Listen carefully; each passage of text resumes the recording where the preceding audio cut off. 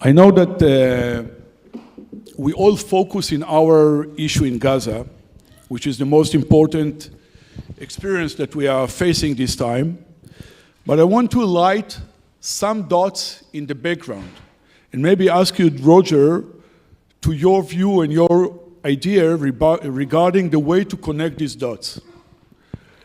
In the beginning of the 21st century, we already saw the attempt of a terror organization to create a scenario, create a situation that delete the ability of the state to confront it efficiently. For example, in the event in Dubrovka Theater in Moscow in 2002, and in Beslan High School in 2004, and then in Mumbai in 2008, and then later on in Algiers and in Kenya, we saw an attack of dozens of perpetrators from the terror organization, trying to create a tactic scenario that will leave the government with no alternative, with no efficient way of dealing with this threat. Another aspect of this phenomena, gaining hundreds of hostages. They started in Dubrovka, more than 700, and then later on in Beslan, those were Chechen rebels, more than 1,000, and then later on, some element of Al-Qaeda coming from Pakistan crossed the way to Mumbai in India, taking more than 6 simultaneously target, trying to create a situation that the government have no alternative but to surrender to the extortion of this organization. And then we saw the third layer, demands that going directly to the policy and national strategy and interest of the country. This is not anymore about releasing of prisoners. This is about telling the country you have no solution for our demand and you need to obey. So in these aspects, what we saw in 7 October last year have some similarity. There was hundreds and thousands of perpetrators from Hamas taking hundreds of Israeli hostages back to Gaza Strip, trying to eliminate any tactical option from the Israeli Authority. We understand that these dots are new. This is not old terrorism. This is attempt of new terrorism, of new radical organization to set a situation that government are practically lack of any good alternative. From your position as a senior American figure, senior American official that deal with this phenomena, what is your way or your concept to connect these dots or to reveal this new phenomena? How is it a real threat to a state that found themselves hostages as a state, not as only an organization? And what do you see, what do you consider as our main challenges dealing with this threat? Boy, thank you. It's an incredible question and a great setup to provide context. But before, again, if I may, I'd first like to thank Reichman University for bringing us all together, the Judisman Foundation for bringing us together. I see Boaz in there. You're the only other person wearing a tie. Am I okay if I take my tie off? You're wearing a tie. I'm not sure if I can get away with this. Thank you. So I'm taking this thing off. It's killing me. But I want to thank everyone for getting us together. It's an incredible chance to come and share ideas and perspectives, and these things are important. As you said, they kind of get into the foundations of civilization and also the survival of countries that are trying to do the right thing and trying to live as the rules of law and civilization would ask us. But I'd also like to, before I even begin, I'd like to also say that I'm grateful that we have a chance to honor Idan Shtivi, a member of Reichman University, held hostage in Gaza, and also, of course, the person that I met 2 or 3 years ago, Shabtai, my Hebrew is horrible, by the way, please forgive me, Shabtai Shavit, who I had a chance to listen to. And Boaz, you might remember, I actually was sitting next to him and got to listen to him on a question I asked for about 30 minutes, and I walked away feeling like I was drinking from the fountain of wisdom. The information that he gave me, in a way, is the answer to my question. And that is, in a way, these problems aren't that old. They've been around since 4,500 years. If you read the old texts, whether it's the Bible, the Torah, if you want to read Thucydides, Herodotus, you'll find these cases where nation states or terrorist groups take hostages and through their actions try to grind other countries to a halt. The great thing is I've met you, and you and I have known each other for 3 years. I've known Boaz for 3 years when I came here working with you to try to figure out ways to bring at that time, 4 Israeli hostages home. The fact that you were thinking about that, the fact that you have had a role in doing this already says that we're kind of ahead of the power curve. Now, it may not seem like it. It may seem that we're always on our back step, but I take a look at the history of Israel, and I can take a look at the history of the United States and other countries in dealing with this. Number one, there's a position where there's a hostage negotiator in this country. There's a position in mine. Other countries also are creating positions, whether it's Germany, Australia, or the United Kingdom. We're also starting to get smarter about working together, both on the hostage side of the house, which terrorist groups taking people, and on the wrongful detention side of the house, where nation states are taking people hostages. So give me about 30 seconds and I'll be quiet and get ready for the next question. Here's the way we solve this. Already we've been working together on the hostage side of the house to bring together countries that we can make sure that when something happens, we can quickly come together and militarily, on the law enforcement side and on the diplomatic side, come up with ways to prevent something like something that happened in the past, the Achille Lauro incident, or something that happened almost 1 year ago. And again, I'm grateful that Boaz, you had the courage to hold this conference, because a lot of people might not have. You're all here because we have courage. We can't let the terrorists run and rule our lives. Thank you for keeping this conference on, and at the same time, we commemorate what happened on October 7th of last year. But the bottom line is, on the terrorist side, we're already coming together to solve these more complex problems. It's going to take some time, but I think the work that we're now doing behind the scenes to fight terrorism, when it's multiple nations, multinational efforts, and things are become more challenging over time and distance, we're going to get there, and you know that. We know how the story ends. The story ends with us being victorious, period, full stop.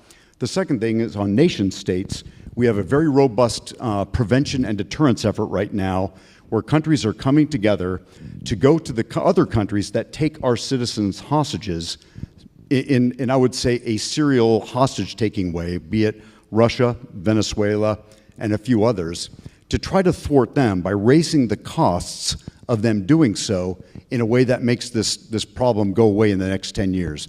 So that's a rather long answer, but my short answer is, the great part is, you and I, from your special forces background and your negotiating background, we know how this ends.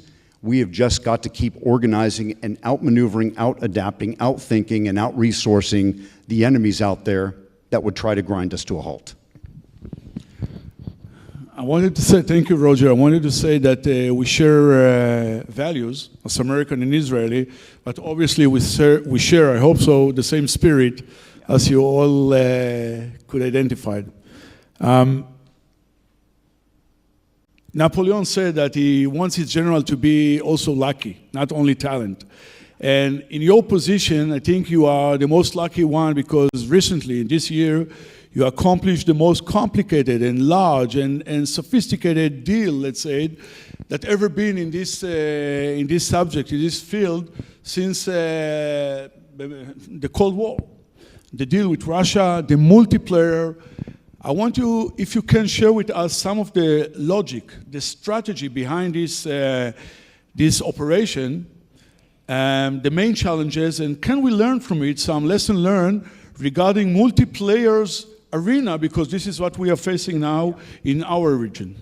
No, it's a great question. This is one where I'd love to take credit, but I can't. As you will know from your time doing this, it sometimes seems like one person does it, when in reality there's 1,000 people that pulled this together. And I have to give full credit to the White House, guys like Jake Sullivan, our national security advisor, the president for making the hard decision to get things across the finish line. But this was a problem set where early on we figured that what the Russians wanted and what we wanted, it was not going to add up mathematically, and the weight of what they wanted and the weight that what we could deliver and want, it wasn't equal. And that's when we started to search for other things that the other side might want. And we had to go outside of the United States. And we were grateful to find partners, and I hope I don't leave anyone out, but like Norway, Poland, Slovenia, Turkey, and Germany, who were able to bring their resources together to either provide a venue for us to do this, or be willing to offer people that they had captured on their soil to go into the deal. And we called it enlarging the problem. If the problem couldn't be solved bilaterally between us and the Russians, maybe there was a way to extend beyond to other countries to bring in other resources. And we were grateful that we had partners and allies that were willing to come to our aid. And I think a lot of it gets down into the relationship that our president has with the senior leaders of these countries. It gets into the relationship that our country has. But these countries that I mentioned were willing to go the extra step to assume political risk in their own countries to provide some help to the United States. As you might imagine, it was painstaking, took long. I would say way too long because, you know, if you're a prisoner that's held in IK-17 out in Siberia, every day counts. But we were eventually able to marshal something to pull off a deal that I think when it happened raised a lot of eyebrows. Wasn't easy, but I think it was entirely worth it. And maybe the lesson that you were kind of driving towards, what do we get out of this? I think when you are approaching a hostage situation or a wrongful detainee situation, someone who's arbitrarily detained by another country, you really have to think creatively.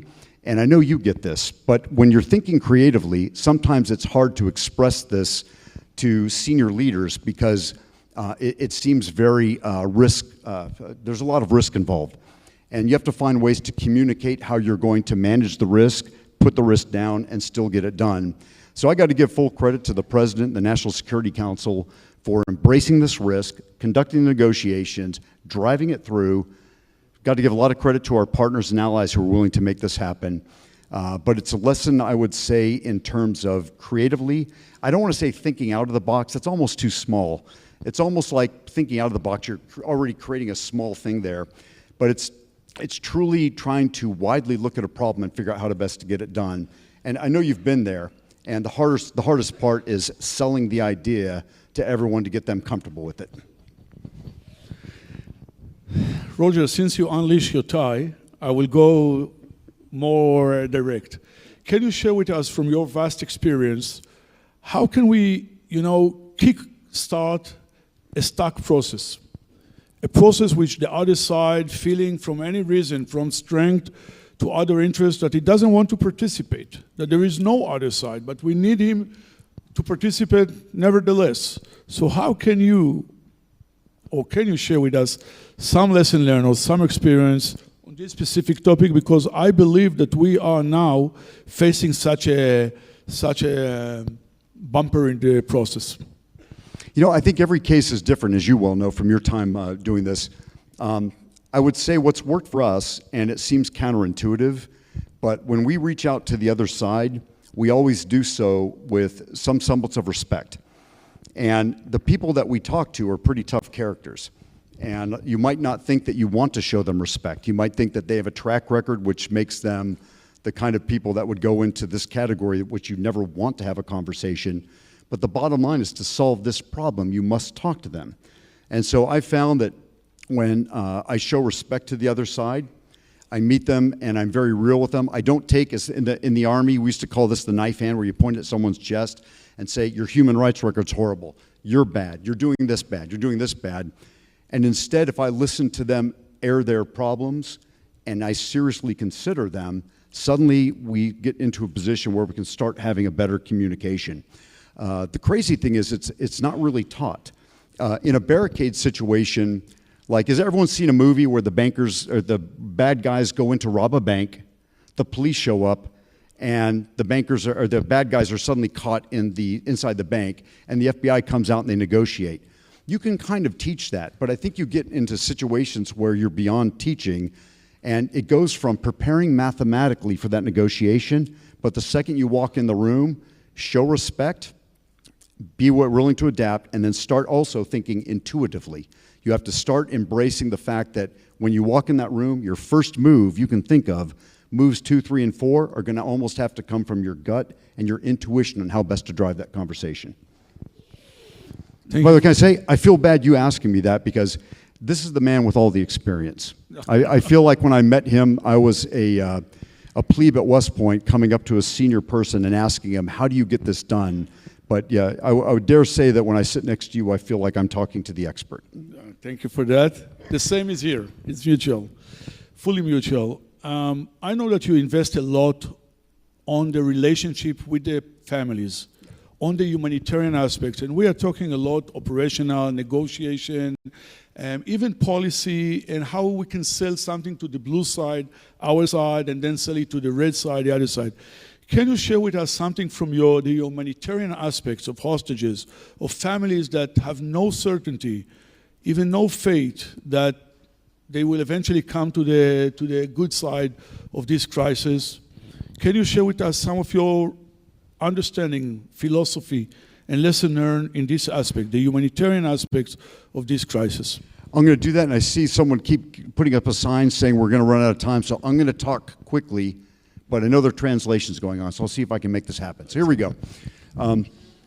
What we try to do is embrace the families. I spend 1 to 4 hours, 7 days a week, talking to family members. Today, I spent a few hours talking to family members. Tomorrow, it'll be more family members. They may be family members whose loved ones are held in Syria, Russia, China, but I'm going to invest time in embracing them. And if they call me at 10 o'clock tonight, I'm going to answer the phone, and I'm not going to hang up until we're done. Even if that's 3 in the morning, I'm going to stay on the phone, and they're going to see that I'm not faking it. Because as you well know, this is a business that you can't fake. You either believe it in your heart that that family member is important and you're going to do anything you can to get their loved one home, or they're going to know it. They smell fakery. So the big thing is we try to hire people that are empathetic, compassionate, and passionate, and we connect them with the families, and the families soon know that they're going to get everything they can from us. And it's important to build up that trust that even though I'm the government, and usually we're kind of cold and distant, instead we're going to flip that and be the government that's going to be crying with you, embracing you, declassifying information to give you a sense of where we are on the battlefield, the map sheet. And we want that relationship of trust. Even when you give bad information, I've had to call families and tell them something bad happened. And when they ask me, well, Roger, what's plan B? I'm like, well, plan B is not that good. We're going to have to work it out. And you don't want to do that. You want to make them feel good, but this is not a feel-good business. The families want to feel good for 45 days. Day 46 and on, they just want the truth. They want to know that you're in it, and they want to know where we are in the map sheet and getting stuff done. But the story I would share is this. There was a night, on a Friday night, I got a call from a family, and it was like 9 or 10, and it was a mother who was just frustrated that I wasn't making it down to Caracas, Venezuela. And she was screaming at me and yelling at me, and I just take it because I look at it this way. Her son's held. I'm responsible for getting her son back. Her son's not back. Therefore, that's my problem. And so if she wants to get mad at me, I'm going to take it all and just embrace it and try to be loving as I possibly can. And that's a weird thing, right? I'm with the government, but my job is to throw love at these families. So after she got done, she said, at the very end, she said, Roger, I just don't understand why you cannot get to Caracas. I mean, when are you going to talk to the Venezuelans again? And I said, look, I'm working it. I really am. We're trying to get a trip together. Do me a favor. Let's talk next Wednesday, and let's see if we can connect a little bit, and I'll try to give you a better sense of where we are. What I could not tell her is that tomorrow morning at 8 o'clock, I was flying to Caracas, and by about 1700, I would have her son on a flight coming back to the United States of America. Why couldn't I tell her that? As you well know, things go wrong at the last second. Until you've cleared Venezuelan airspace, you don't have a victory. So once we clear, I can sit there and go, whew, we can get the president to call the family, and they can get a sense. But the point is that I would like to say is that the families need to be met where they are with love and empathy. And sometimes you have to take a beating from them, and that's okay. That's part of our jobs. It's our duty and responsibility.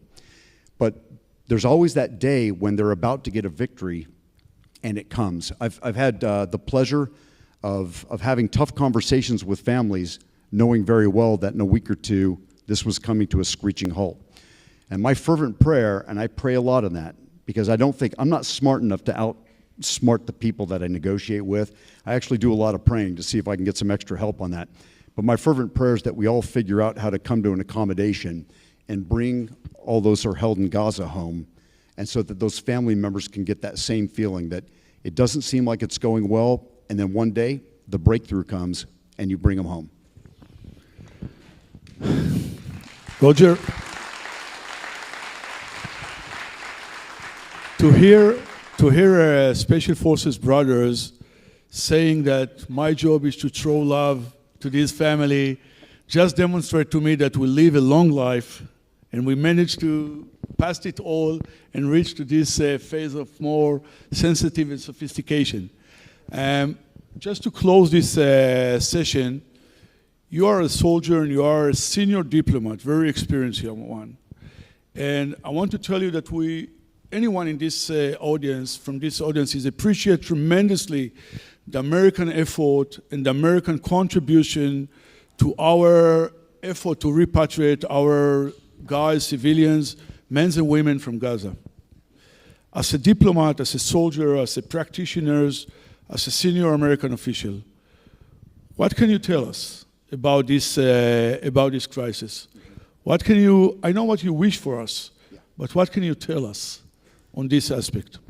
Okay, so this is the hard one that if it's a sensitive negotiation, I can't tell you too much because it's sensitive. The other part where we are, strangely, CNN does a pretty good job of picking up most of the details of this. So there's probably not much I can add, but here's what I would want you to know. This is an effort where the President of the United States has met with the families of the U.S. hostages 3 times, Jake Sullivan 15 times. I've met with, I think, almost 100 of the families. So the families that have Americans that are held in Gaza, but I've met 78 other families. And this to us is so important that we have put our creme de la creme of our military, diplomatic, and I would say intelligence experts on conducting this negotiation. These are tough. As we said in the Army, the enemy gets a vote. You can come up with your brilliant plan, but the second you step off the helicopter and bullets start flying, your plan usually just starts to go to pieces a little bit. You got to be able to adapt. So in this case, the other side has the key to the jail cell, and we have to be smart enough to just have a plan, but keep adapting to stay with it. But the one thing I would share is that you're not just getting the rational, intellectual effort of my country. I'm telling you straight up, the President, the National Security Advisor, and everyone else, Brett McGurk, my office, the Secretary of State, you're also getting their hearts. These are people who cry and think. I've seen maybe I shouldn't share this. I know this is being live streamed. I'll probably get fired for this. But I've seen the President of the United States shed a tear when talking to families about this. This is not an abstraction for my country. This is personal, it's important, and we're gonna work, we're gonna be with you, we're gonna get this done. I'd like to say we're gonna get it done the next week, the next month, but we're gonna get it done soon. But even if something were to go on forever, we are gonna be there with you in the foxhole, in the trenches, working to bring people home. We're gonna be with you.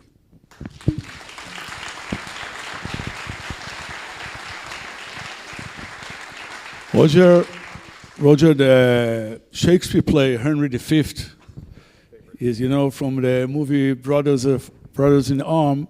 There is a phrase that I feel fully with it when hearing you, and appreciate the fact that you come here, join us this evening, sharing with us your experience and sharing with us your spirit.